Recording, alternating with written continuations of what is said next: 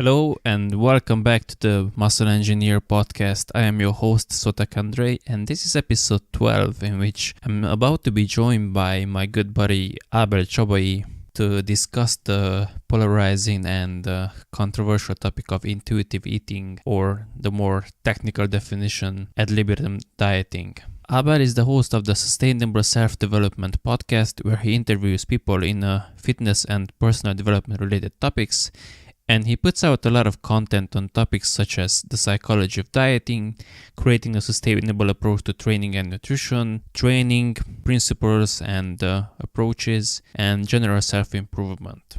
So the reason I wanted to have him on was because a couple of weeks ago he put out two highly informative videos on the topic of intuitive eating, and he went very in-depth into why he quit macro tracking, and also gave a bunch of practical suggestions on how to transition into a more intuitive eating approach and what factors you should take into account. So I will link those two videos in the description of this episode, but for this one I wanted to kind of follow up on that topic and discuss some of the things he addressed there, but also some related topics such as having realistic expectations, goal setting, set points, who is intuitive eating for and who is it not for, the fear some people seem to have that if they stop tracking their macros they'll turn obese overnight, and a bunch of related topics. So I hope you will enjoy this and you will find it valuable. So without further ado, here is episode 12 of the Muscle Engineer podcast with Abel Csabai. Abel Csabai, welcome to the podcast. Hey, Andrei or András, I don't know how your listeners are calling you. Thank you for having me. Yeah, it's my pleasure. I respond to both of those, so no big deal. Cool. Okay, so Andrei, that sounds cooler. That sounds kind of Russian, so that's pretty cool. Yeah, and I'm told that I have a Russian accent, so that fits perfectly. Yeah, it's kind of true, actually, now that you're saying it, yeah. I will have to ask Mike Israel what he thinks about my impostor Russian accent. Yeah. Well, he actually told me the other day that I sound like Jean-Claude Van Damme when I'm talking, so that's pretty hard to beat. Yeah, I heard that.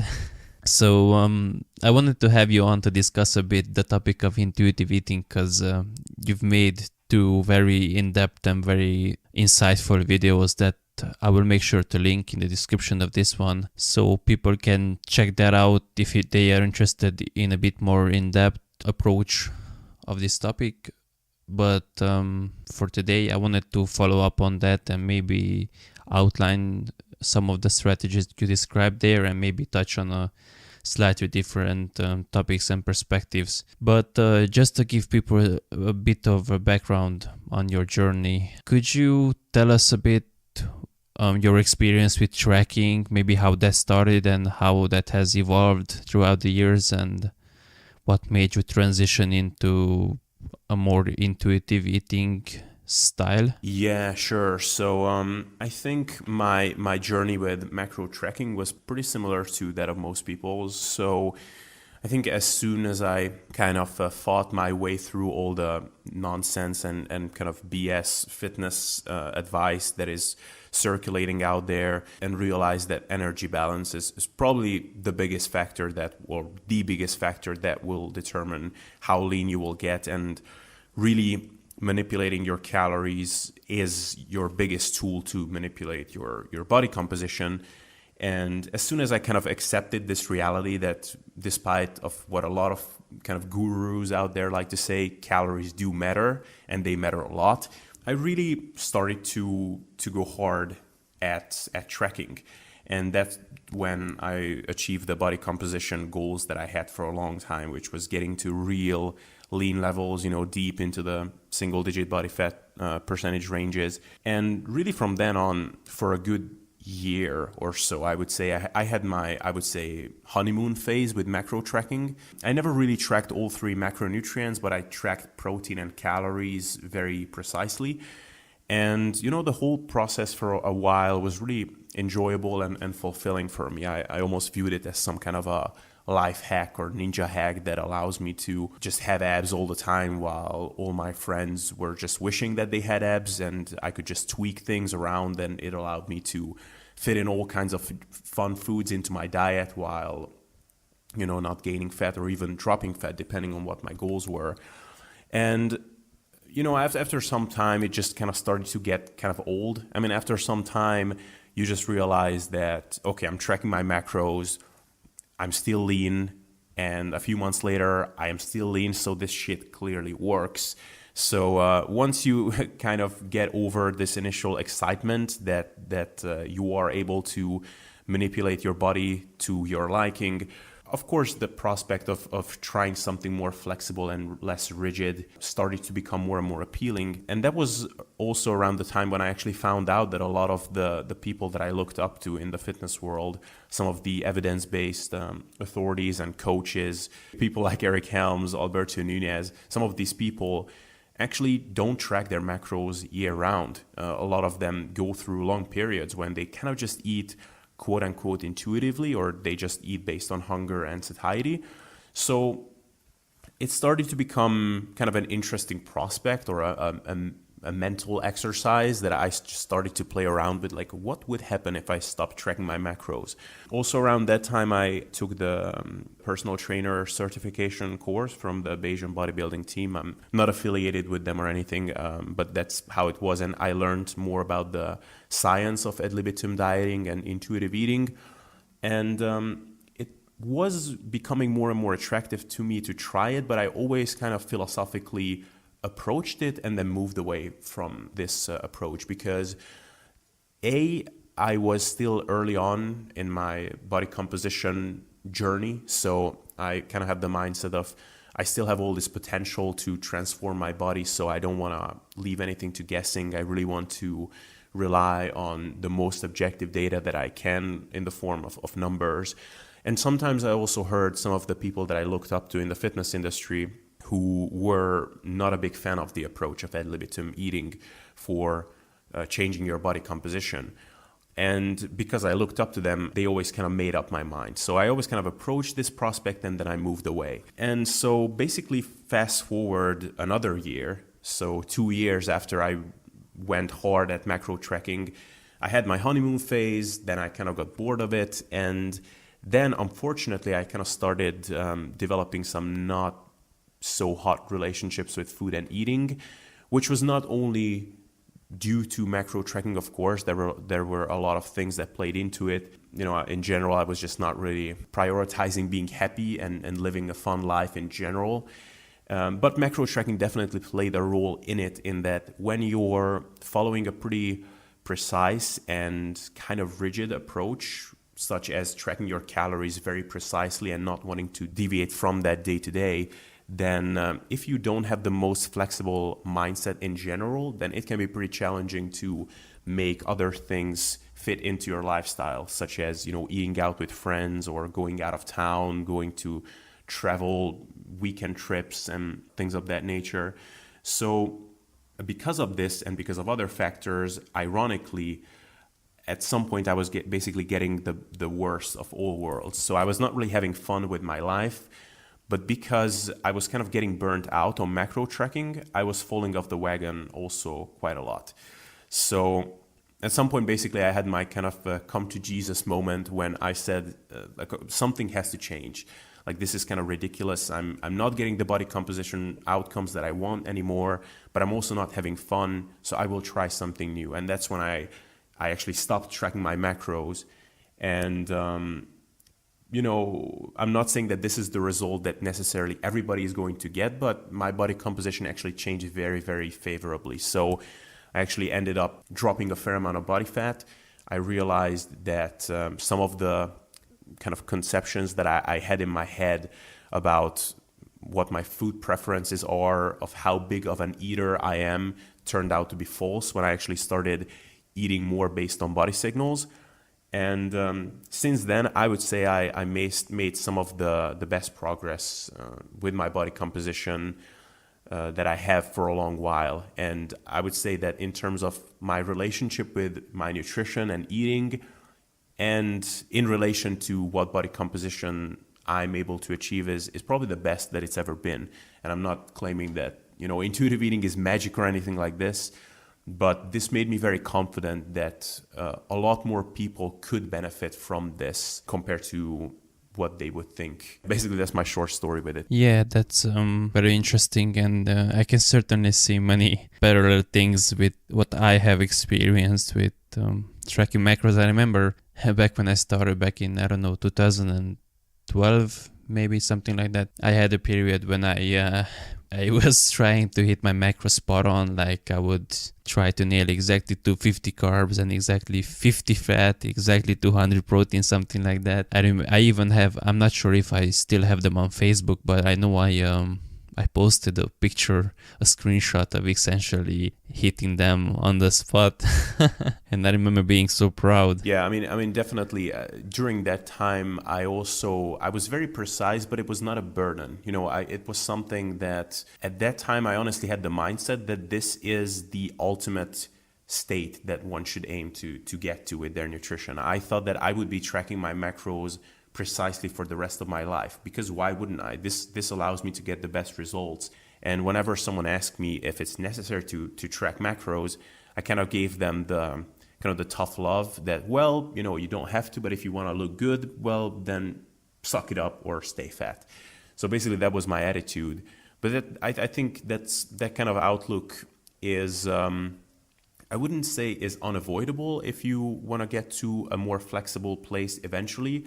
But it can be a very useful experience to go through, at least for one period, to really have some more perspective on how necessary it is. Because after you can't really judge whether some certain strategy is really inevitable to achieve your goals until you've actually tried it and then later on moved away from it, I think. Yeah, definitely. And the funny thing is, ever since then, I haven't stopped tracking technically, because I know I had a 380-day streak, something like that. And then at least that's how it worked. I'm not sure if it still works that way, but back then, if you didn't log your food diary until midnight, then you would lose your streak. And I remember I was home at my parents' and I didn't have mobile internet back then. And I logged my foods on my phone. But since I didn't have the internet, I couldn't synchronize with the server. And when I came back to the place I lived, I forgot actually to synchronize it. So I lost the streak. And then next day I started over. And since then I have almost a 1400-day streak. Holy shit, that's impressive. Yeah, and honestly, I still track it because like you said, it's not a burden. I don't feel it. And I don't track everything every day, but I still log at least something so I don't lose that streak. Yeah, I mean, I have a lot of funny memories. Like some of them are maybe a bit too intimate for your listeners, but I had these few moments of realization where I just looked up and I was like, what the hell am I doing? So one example that comes to mind was, I was sitting in a coffee shop with my girlfriend at the time.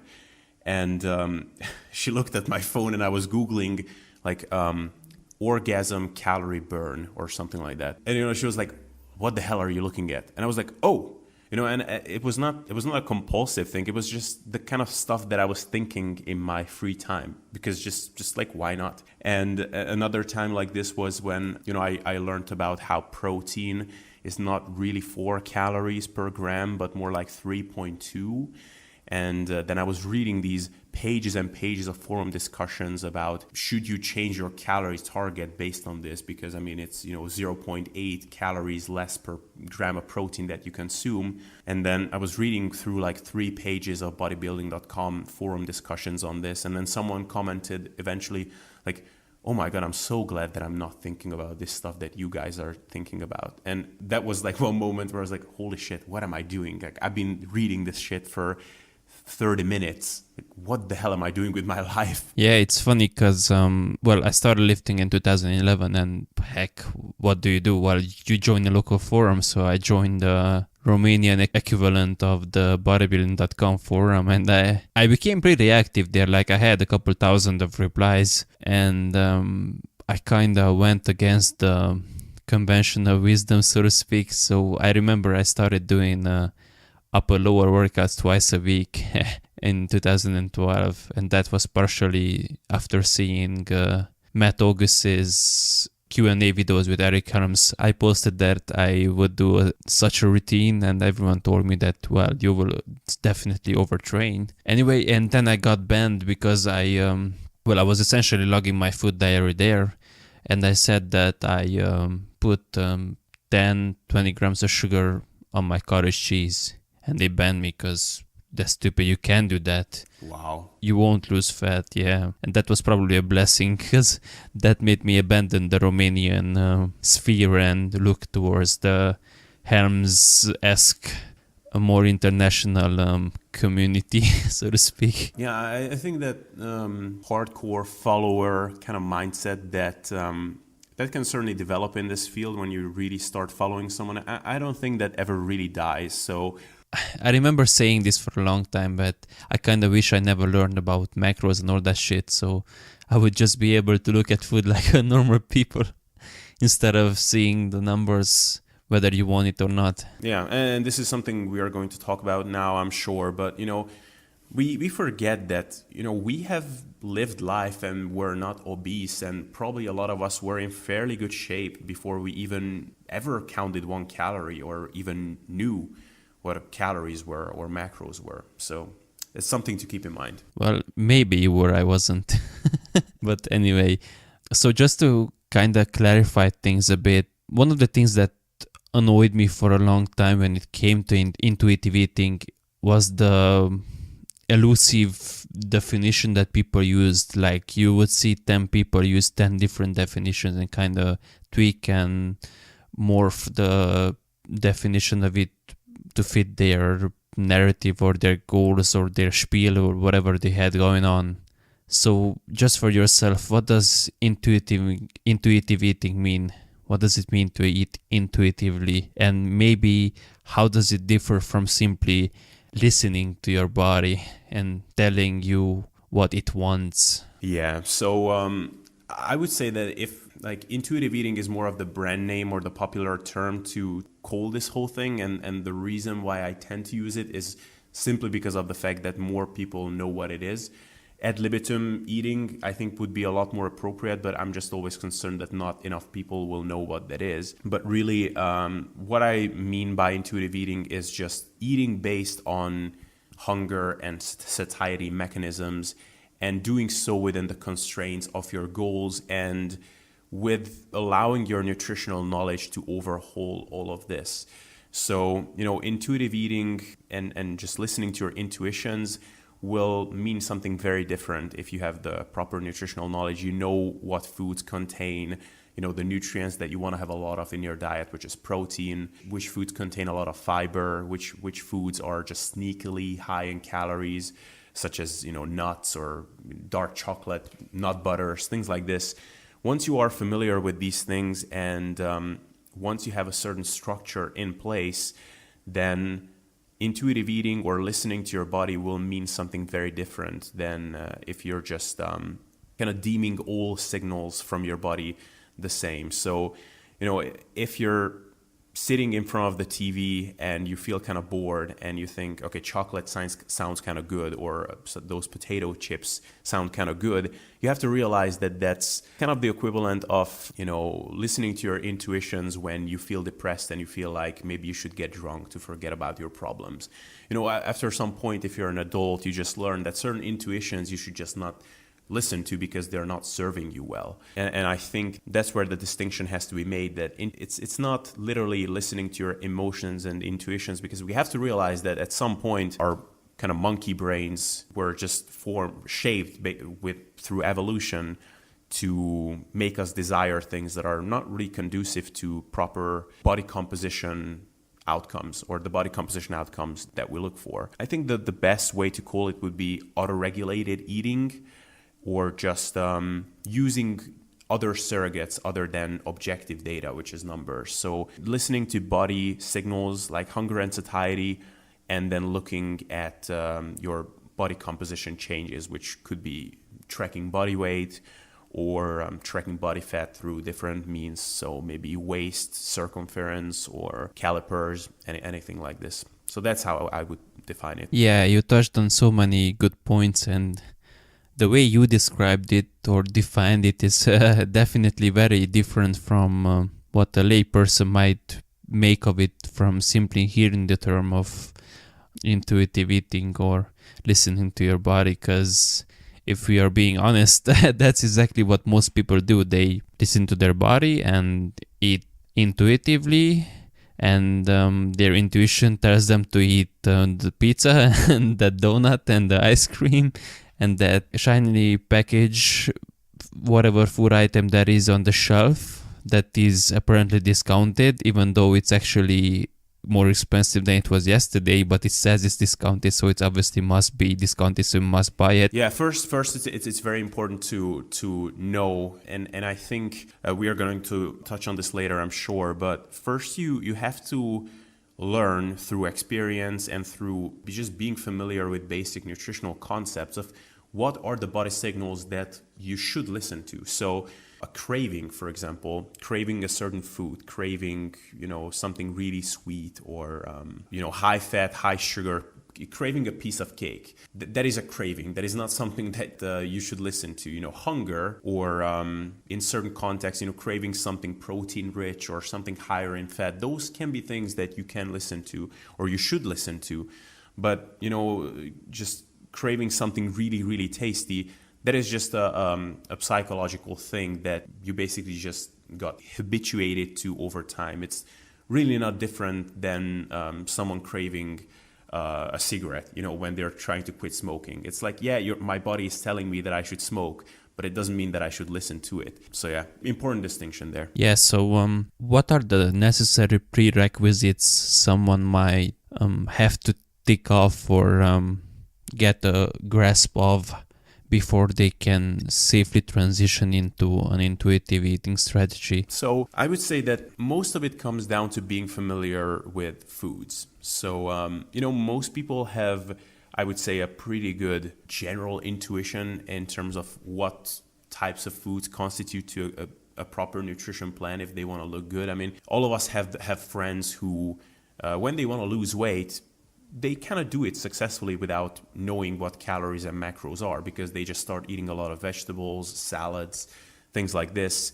And then we, of course, in the fitness world, take it a step further because we also know what foods contain high amounts of protein, which foods give us nice mouthfeels of food, high volume stuff without contributing to a lot of calories. We also know what foods are just kind of our culprit foods, which is very important. So I know for myself what are the foods that I should just not keep in the house because in the bad moments I may go overboard with them. And this is something that can be learned without tracking macros, of course. But if you have been tracking calories and your protein intake at least pretty meticulously for even just a week or two, then you get a pretty good feel for what are the foods that in a general sense are just worth having in your diet? What are the foods that give you kind of the best bang for your buck, so to speak, in terms of they satiate you, they taste pretty good, so you feel satisfied, but it still allows you to be within your goals or within your targets. So I know what those foods are for me, and I would have those foods if I track my macros or if I don't track my macros. So I don't need to rely on macro tracking at this point to progress towards my goals while eating those foods.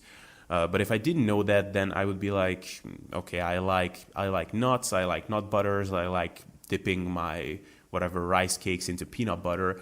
And that surely tastes really good, but I know because of my tracking background that would just add up calories really, really fast. So I would say having a good calorie awareness and having a good intuition based on experience in terms of what foods are adding up calories really fast and what are the foods that are convenient for you to eat if you want to drop fat, maintain or gain. And I would say, to summarize this, the prerequisite is to track for a while. I think that's just a very useful experience for most people to go through. And if you don't want to go through that and you just want to start intuitive eating right away which is probably not a lot of your listeners. But when someone asks me, do I have to track calories or macros at all if I want to look good? Or can I just can I just start eating intuitively right away? The answer is yes, you can. You can just start intuitively eating at first, but it will probably involve a larger learning curve where you will have these aha moments of like, oh, wow, I was 1,000 calories over probably, or I way overate, or my body composition is not going in the direction I want.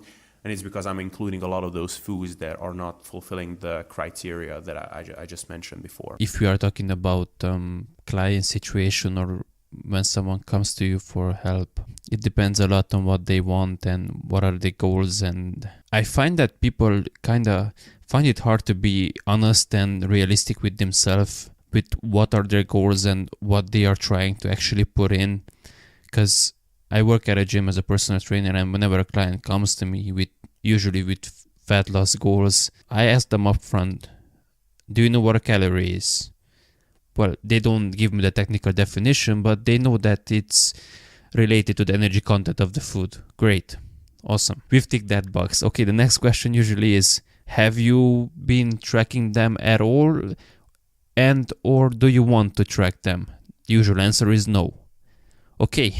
And then the usual way things go or unfold is I give them a nutritional breakdown and some nutritional guidelines on, like you said, the most common types of foods, the 3 different macronutrients that there are, which foods contain which ones, and then give them some sort of a template.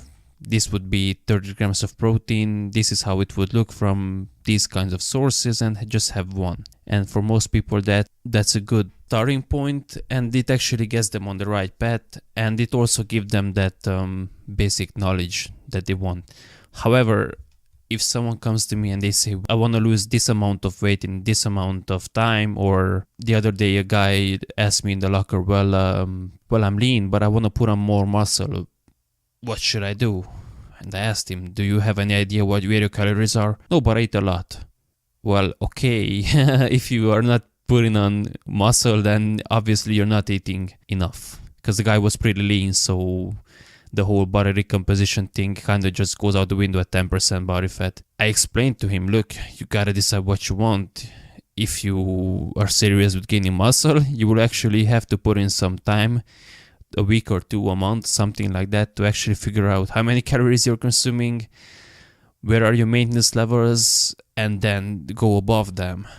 If you find that it's too big of a sacrifice for you, that's fine, but then be realistic that you are not that serious about putting on muscle. So what I personally find frustrating is when someone comes to me and like they don't want to do any of the prerequisite things, like they don't even want to pay attention, like you said, to food choices and society cues and all that stuff. They don't want to track either, but they also want at the same time these stellar results that they might have seen on Instagram or something, and they expect me to magically somehow snap my fingers or pull out crystal globe or something like that and just make things magically happen. And unfortunately that's not how things work. Yeah, it's a very good point that no matter who you are, if you want to achieve any kind of body composition goals, it at least requires that you have some level of understanding of the general hierarchies of nutrition, and that you don't miss the forest for the trees. So if you're the kind of person who is asking, is it good to have a teaspoon of cinnamon in my post-workout shake? Will that make a difference? If you're in that boat right now, then the number one priority for you is to just really learn the things that matter. Pick up something like the nutritional pyramid books of Eric Helms, or just look up the videos on YouTube. Understand that how much you eat matters. There are no magic foods. There are no single ingredients that you should add or subtract from your nutrition to make huge differences.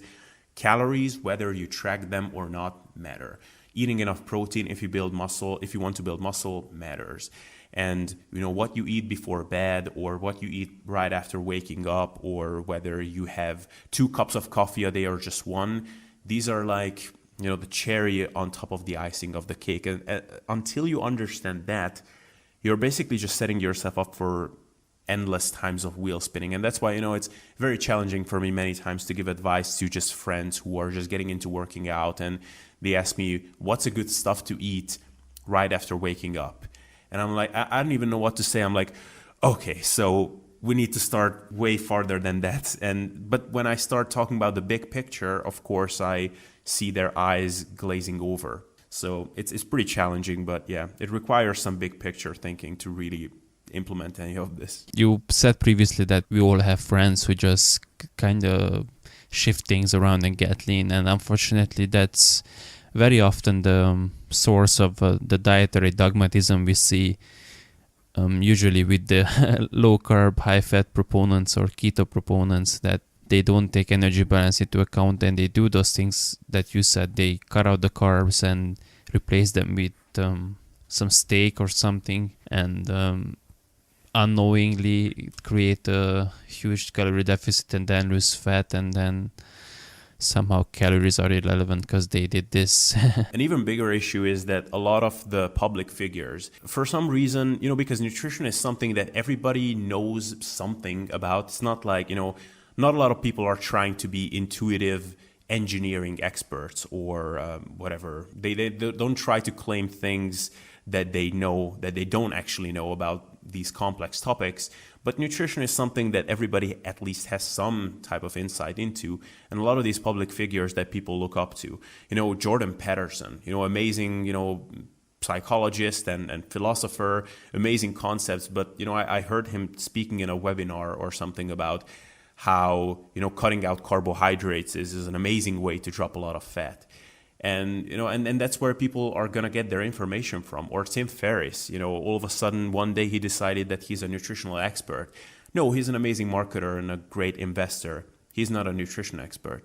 So that's a huge issue. Everybody is apparently qualified to have an expert opinion on nutrition. And when people that have a large amount of following will buy into that stuff, then that just opens up the floodgates to a huge amount of problems. So yeah, that would be my input on that one. So we have already addressed partially who intuitive eating is not for, but just to really clarify things, in your opinion, who or in what situations would be intuitive eating the best for, and in what scenarios would maybe not be a good idea?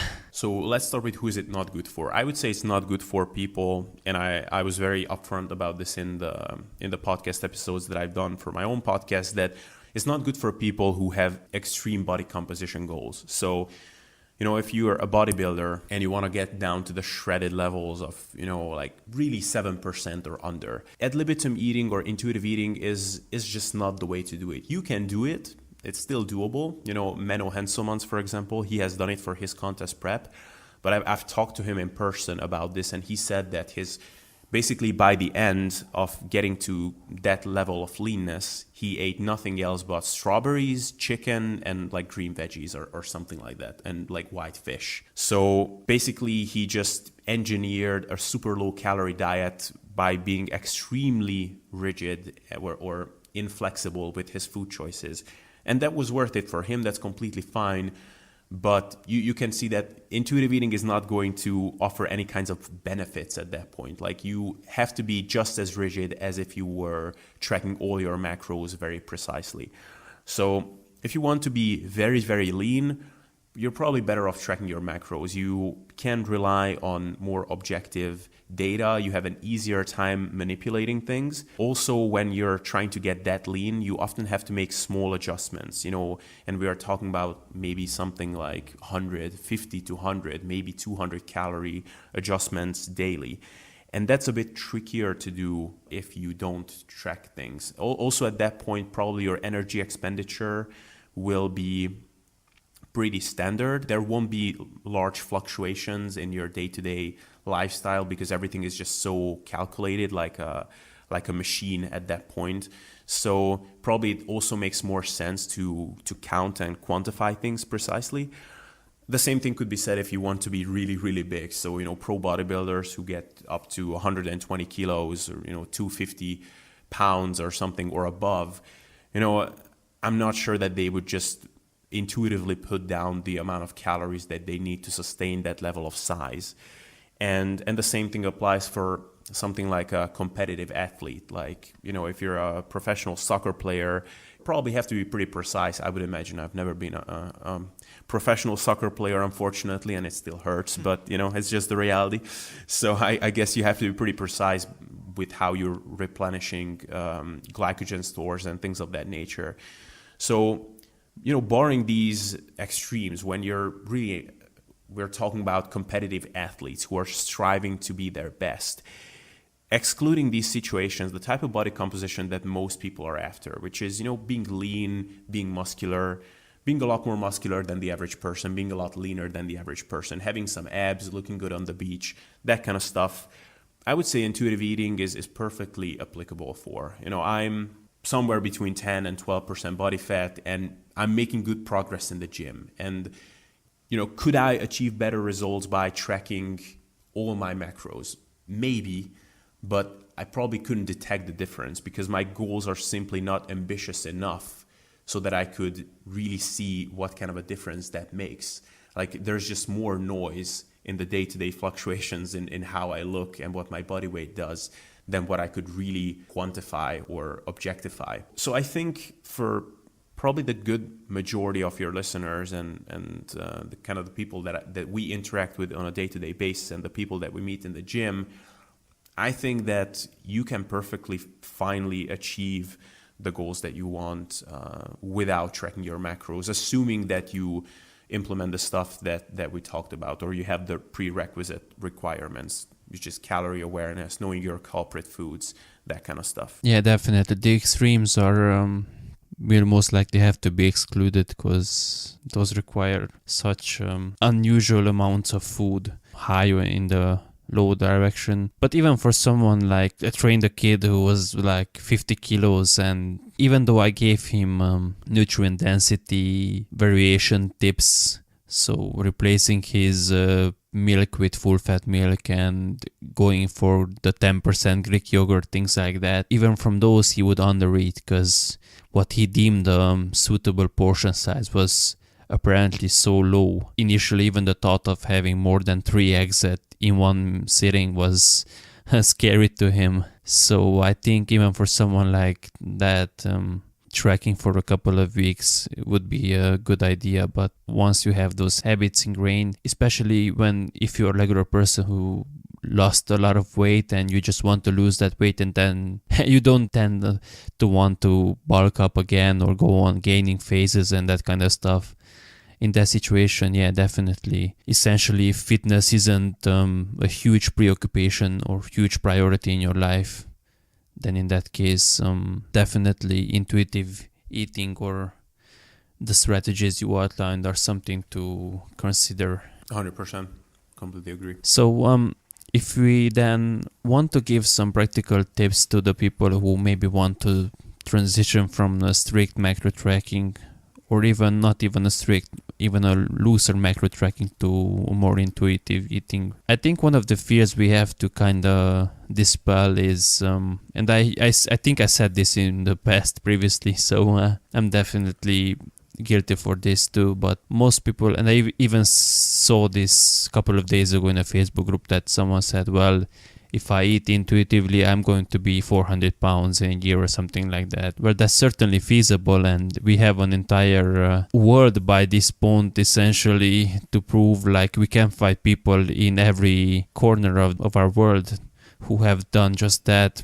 So it's definitely possible, but if you consider someone who has the prerequisite nutrition knowledge and have good dietary habits, and especially if they have gotten used to how they feel if they eat good quality food, because I think I said this in the past, that for example, when Christmas comes around or something like that, and I go home to my parents and I start eating these fatty fried chicken things or a lot of cakes and things like that, after a day or and a half or so, I just start feeling so miserable, like my stomach hurts, I feel bloated, I'm sluggish. Even though I'm technically full with energy, I'm so tired, like I don't want to move, and Like, I swear, for a week, all I want to see is lean meats and my Greek yogurt and my cottage cheese and my fruits and my veggies, and basically that's all. So could you address this concern that many people have that, well, I can't quit macro tracking because I'm going to just balloon up to an obese person? Yeah, that's a great question. And I certainly said the same thing earlier as well, that if I didn't track, I would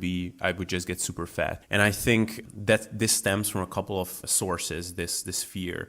The first thing that is good to mention is what you just mentioned, that most people who don't track their macros and they just eat some junk food here and there and stuff like that, they don't just balloon up to 400 pounds right away.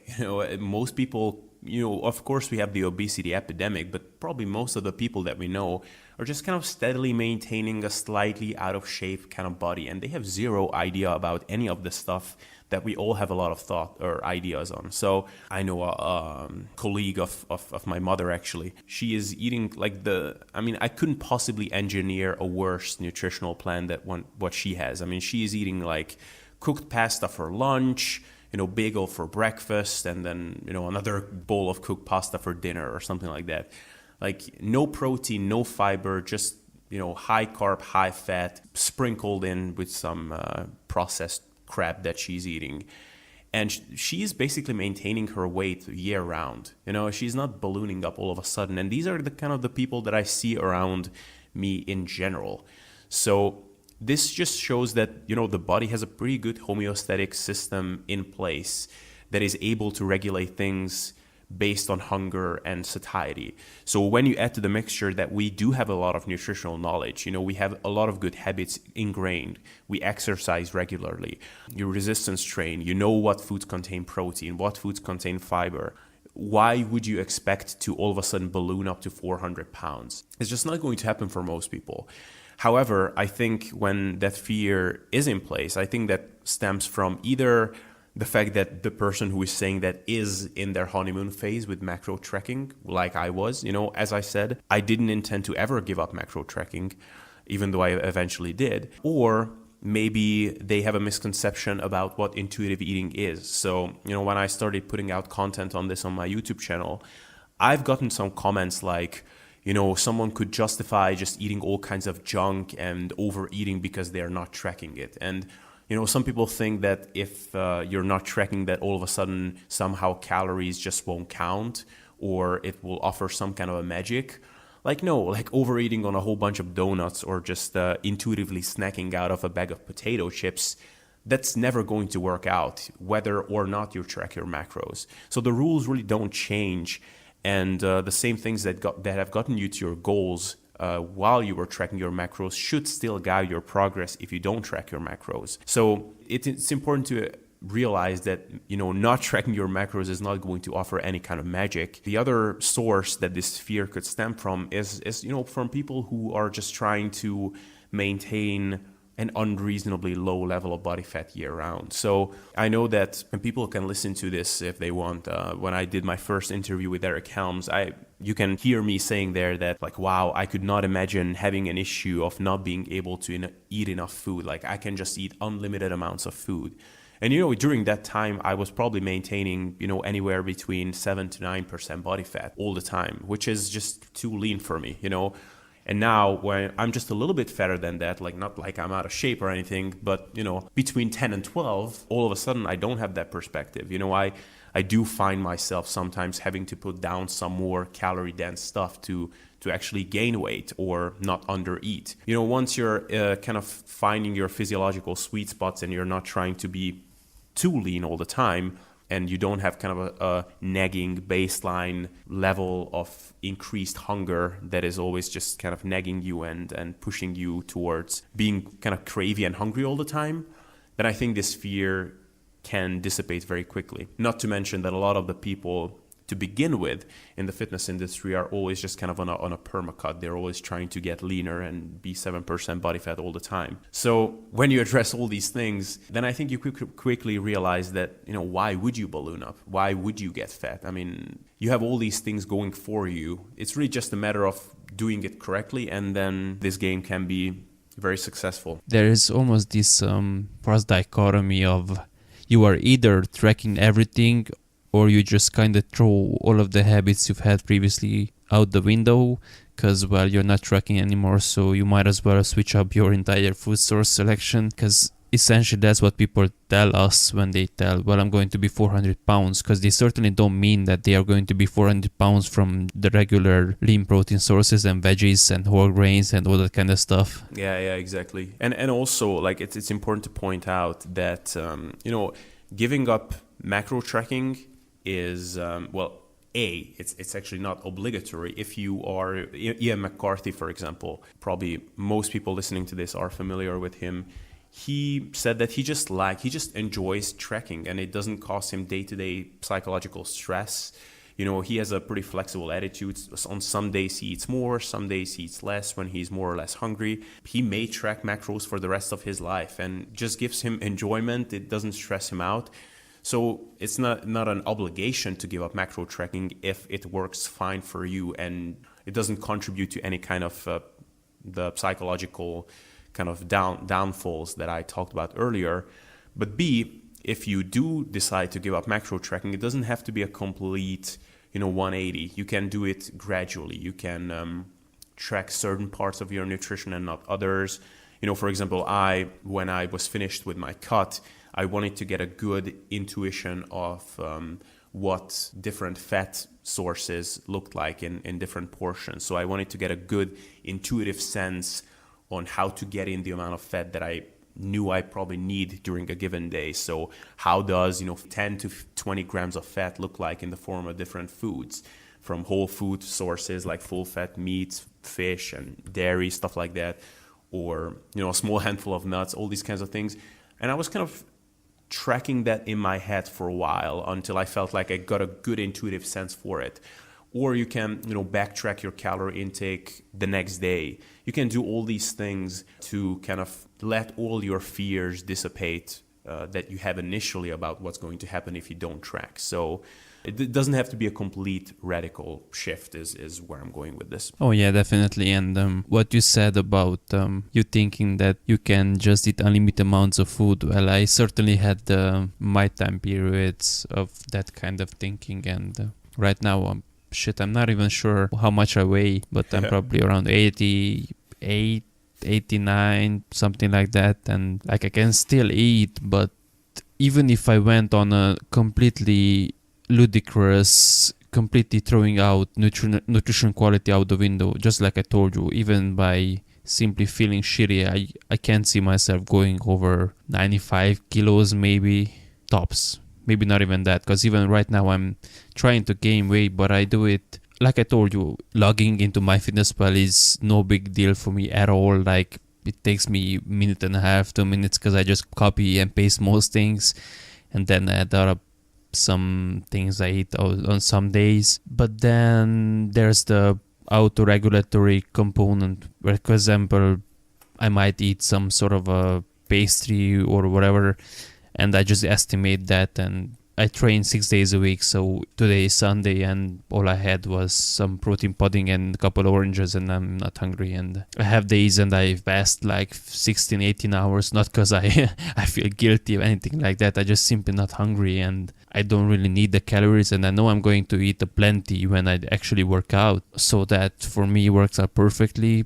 And I still put on weight, just not some stupid amount, but it's also not unnecessarily slow. One thing that it's a good point to bring up, and I didn't actually mention this in my own podcast episodes, but it was very interesting for me that this was the first time that I really found a good intuition about my own kind of settling points or set points, whether or not they really physiologically exist. There is some intelligent debate around this, but now I know pretty much that, I can get down to maybe like 9% body fat. And physiologically, in terms of managing hunger, it works out fine. But just other things like my libido and energy levels, some slight preoccupation with food, those kinds of things start to go a little bit south at that point. And once I realized that, I intentionally kind of force-fed myself. So I just intentionally had some more fun with food.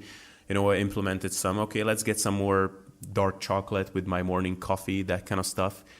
And I intentionally pushed my body fat up a little bit, up to this just slightly higher, but between 10 to 12% body fat.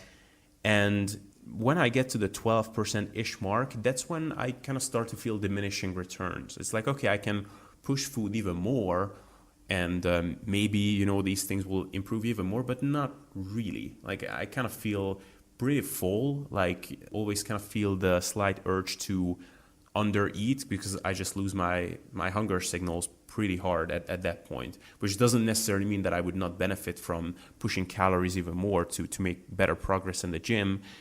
But I found this nailing down what my body sweet spots are more challenging when I was tracking macros, because okay, shit, I'm already eating whatever 3,000 calories, I shouldn't eat more, or I'm supposed to gain, and today I only had like 2,200 calories, like I should eat more.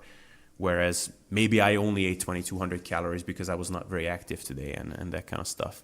So yeah, very, very interesting experience to go through this. I feel like I have a much better intuition as to what my body actually needs than I did before. Yeah, if I had to estimate, I would say my kind of settling point is around 15%, maybe something like that. But that definitely changes with more experience, because I have a friend who is a good natural bodybuilder, and he says he won't go over 12% because, well, he still has competitive goals on one side, and on the other hand, he simply feels fine. I mean, he says that around 10-11% he feels the best, he's not hungry at all, so over 12% he starts feeling sluggish and shit. Whereas right at this point in my journey, 12%, I don't think I would feel all that comfortable. But he has also gone through a contest prep period, and essentially he's a bit of a clean eating fan, so he still is aware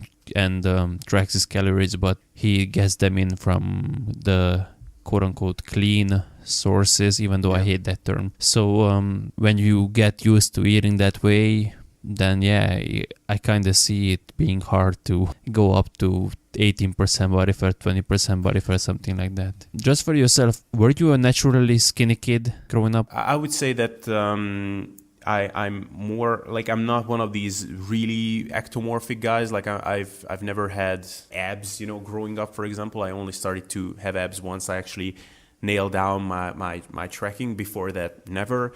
But I was more on the leaner side. Yeah. So I would say, if I had to backtrack and estimate in retrospect, I would say that once I've gotten into sports and I was an active kid and I tried doing some push-ups at home and all that kind of stuff, I would say I generally hovered anywhere between maybe 12 to maybe 16-17%. And that 16-17% is only because I didn't have a lot of muscle mass. And as you know, like when you don't have a lot of muscle, not like I have tons of muscle now, but when you're, just the average person with average level of muscle mass, then your body fat levels are actually higher despite being relatively lean. That would make sense then, that you find it easier to be a bit leaner. Yeah, I'm a big fan of finding your body sweet spots and accepting that. Like, I really don't like when people are, because they have a certain natural settling range, then they preach that as the norm that everybody should get to. So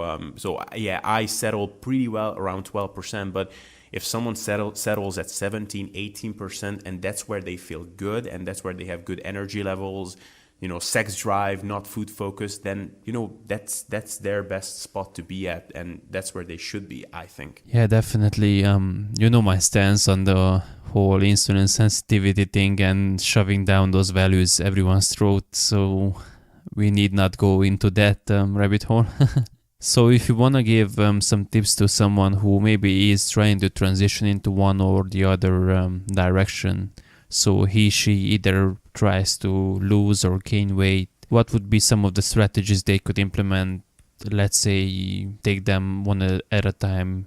Maybe if someone tries to lose weight, and then on the other hand, if someone tries to gain weight. So first, as we mentioned, it's important to get a good calorie awareness, I think. So if you have never tracked macros before, then I would say it's a valuable experience. Just note down what you ate, and at the end of the day, just look at each food item and add up the calories to the best of your abilities and see what happened. And if your calorie intake is very high or very low, then just see what went wrong or what can you do better the next day. And do this for a week or so, and you will get a pretty good kind of sense of what kind of foods will contribute to the appropriate calorie intake for you. If you are not in this boat and you have been tracking calories and macros for a long time, then of course this is not necessary. And then I would say if you want to start out with an intuitive approach, first just take a second to think about how your day-to-day nutrition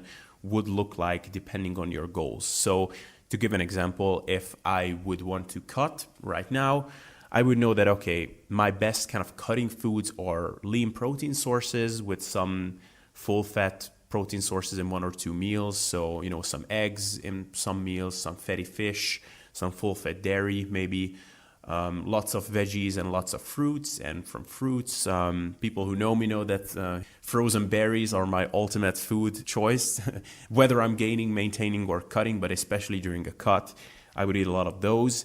And, I would go very easy or skip entirely on isolated fat sources such as oils, butters, nuts, dark chocolate. Those things are very tasty and add flavor to foods, but they add up calories very fast without providing a lot of satiety. So I know that in a general sense, that's how my nutrition would look like. And then I would just basically start eating that way and see what would happen with my body composition. If after 1 or 2 weeks it doesn't go in the direction I want it to go in, then I would just modify a couple of things. Maybe I would modify my food choices here and there a little bit. And I think that basically each meal should be eaten to the point where you feel really, really good and full. Not full to the point of like having serious gastrointestinal issues from bloating, but feeling like you don't really want the next bite because I feel really good. That should be the state that you should get to in each meal. And the only thing that you should modify as much as you can is the foods that you include in the meals so that you can get to this point. So to get to the point where you feel nicely, comfortably full, that will come at a different level of caloric intake depending on what foods you eat. So if you eat peanut butter from the jar, then you will put down a couple of thousand calories probably until you get to this point, or at least I will. But if you eat, veggies, fruits, and some lean protein sources, then you will get to that point by eating 100 or 200 calories or something like that. So that's where you start. And from there, you can tweak the other variables. And I talked about those in pretty good depth in my podcast episode. So I would recommend people to check that out because, that's a huge topic by itself. But I would generally recommend 3 or 4 meals a day for most people. I think in general, that's kind of a good sweet spot in terms of timing your nutrients in a way that you can have good pre- and post-workout nutrition. Generally, it prevents you from having to go without food for long periods of time, but you can even make, intermittent fasting types of protocols work with that kind of meal schedule. And then from there on, it gets really individual and you can tweak things to your liking and based on your progress. So maybe you have a difficult time nailing down when to stop eating and you're really just eating to the point of being kind of stuffed and too full, which is a mistake I made in the past a lot. In my case, for example, it came down to just being too distracted while I was eating. I was listening to podcasts and watching YouTube videos and doing web surfing pretty much while I was eating, and it was just really hard for me to be nicely in tune with my satiety mechanisms because of this. So that could be something to consider, or maybe modifying at some point the variety of flavors in your meal. So the more flavors, sweet, salty, bitter, sour, all these kinds of different flavors, the more of these you have in a given meal, generally the more calories you will consume. So if you are really trying to push fat loss, maybe you can try to modify that, maybe only sticking to salty or only sweet foods in any given meal. Or if you are trying to gain weight, maybe having some more fun with your meals and, make sure to have some nice dessert after your meals because that can, in a sense, reset your appetite a little bit. So these are kind of the psychological tricks and tips that you can implement. And I think for most people, those should only be necessary if your progress actually stalls. If it doesn't stall, then I think to a large extent, you will be just fine with just playing around with your food choices, and that will get you a long way. So general summary, think about the food choices that you would have on your nutrition. So plan a little bit ahead, start eating according to that. And then when your progress stalls, then look into these other things like meal timing, flavor variety, mindfulness, paying more attention to hunger and satiety cues, all that kind of stuff. So that's where I would start. I think that's an excellent summary, and I'm definitely going to put your 2 videos in the description again so that everyone can check those out and get into the more nitty-gritty details of this. Awesome. I think we covered this topic pretty nicely. So just as a quick summary, I think the most important thing is to be mindful of the food choices you make, especially in today's environment, and especially if you're someone who struggles with being too heavy. In that case, listening to your body and paying attention to every ad or every shiny label on the shelf is probably not a good idea. And if you're someone who is on the opposite side, maybe you will have to get a bit uncomfortable if you are someone who's just ends every meal before that point. So for them, actually feeling a bit fuller than they would like to be, that would be required to achieve the goals they want. Yeah, and those are the people who are in the best position. So, when I hear of people who have a hard time getting in enough calories, that's always a tricky one, because that's a state of mind and a position to cherish and to conserve. You want to be appreciative that you have that kind of a problem, because that means that you probably have a really good relationship with food and eating.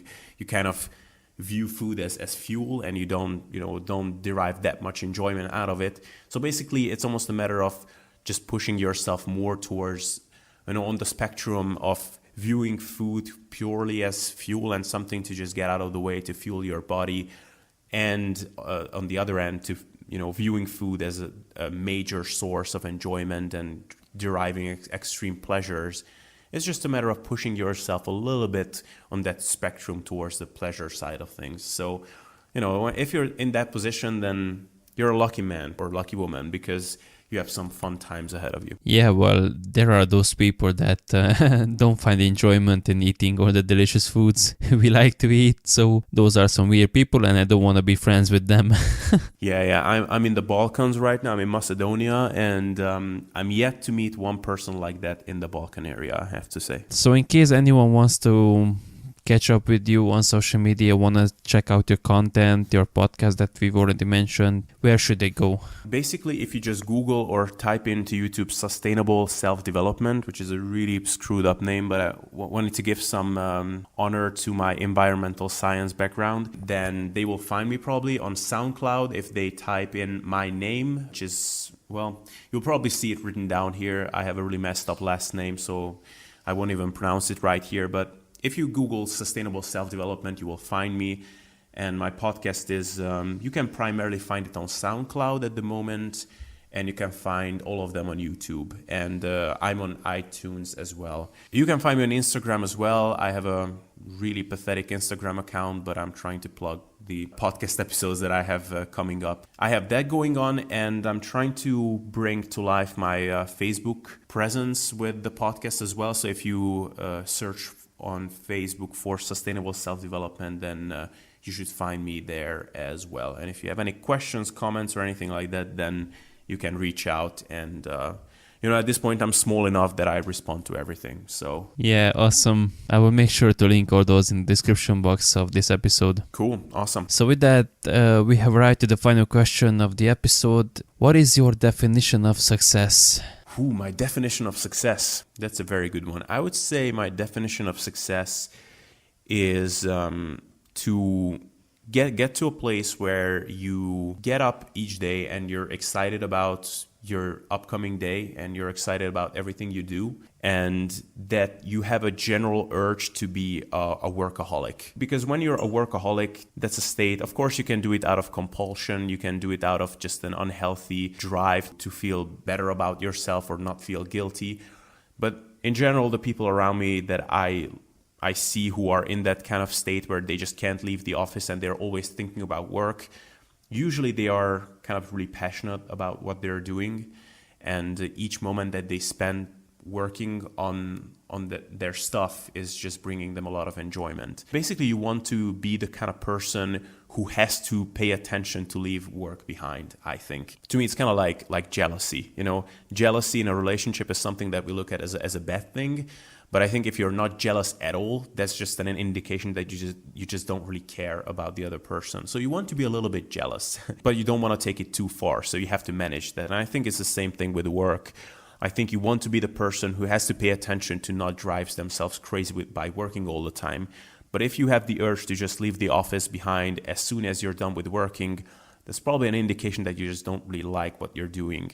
And you should modify either your attitude or, try to shape your working life in the direction that it brings you more, satisfaction and fulfillment. It was a very work-oriented approach because I guess that's the stage of life that I'm in right now, but that would be my definition of success. Thank you for that, and thank you for giving up your time today to do this, and I really appreciate it. Awesome. Thanks so much for having me on. It was really fun. So that was episode 12 of the Muscle Engineer podcast with Abel Csabai.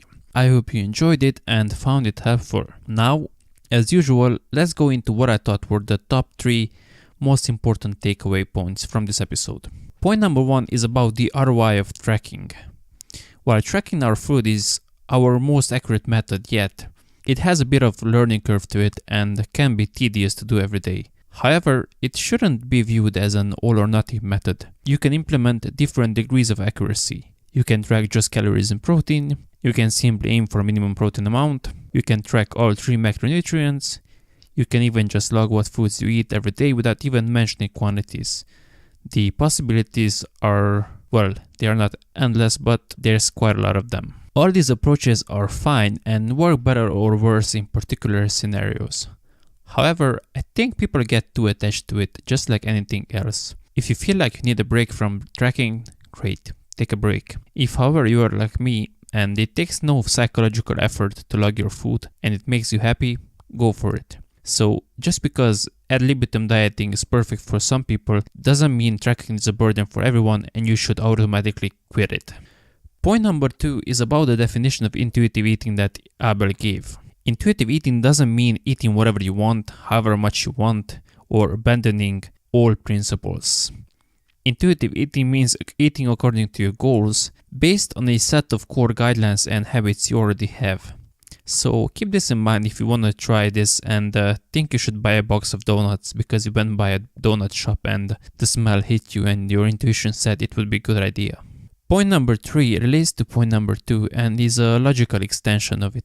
Intuitive eating implies you have a set of good habits and staple food items that make up your diet already. We all see what intuitive eating looks like in the real world in people with no nutritional knowledge.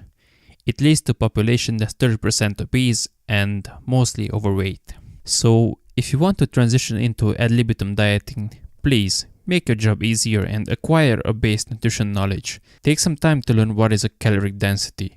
What are the 3 macronutrients, which foods contain which of them, and roughly how many calories you need to consume each day according to your goals, and so on. Don't just jump into the deep water without anything to hold on to, because you might end up drowning yourself.